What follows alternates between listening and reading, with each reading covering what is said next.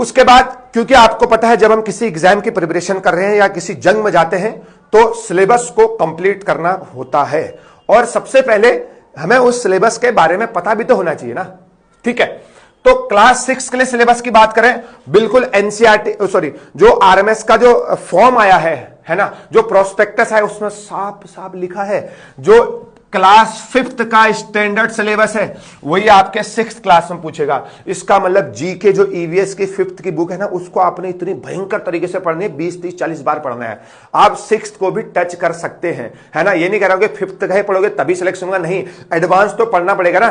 तो standard syllabus of 5th class और class 9th के लिए standard syllabus of class 8th, मतलब क्लास 8th का तो आपको टिप्स पे याद होना चाहिए। समझ में आया नहीं है? एनसीईआरटी आपने क्लास 8th वाले बिल्कुल भाई 30-40 बार पढ़नी है। साइंस की एनसीईआरटी भी 30-40 बार पढ़नी है। एसएसटी की तो आप पढ़ेंगे ही पढ़ेंगे। इंग्लिश को आपको बहुत ही कमांड करनी है इंग्लिश पे, है ना। और मैथ्स का लेवल तो आता ही आता है, अच्छा लेवल आता है, कंपटीशन लेवल आता है ना।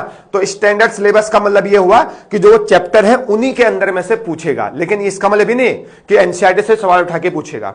ठीक है, आपको उसके इर्द गिर्द जो है ना बहुत सारी प्रैक्टिस करने पड़ेगी, बहुत एडवांस टाइप के क्वेश्चन लगाने हैं। ठीक है, और कंपटीशन बहुत ज्यादा जा रहा है। ठीक है, ये सिलेबस हो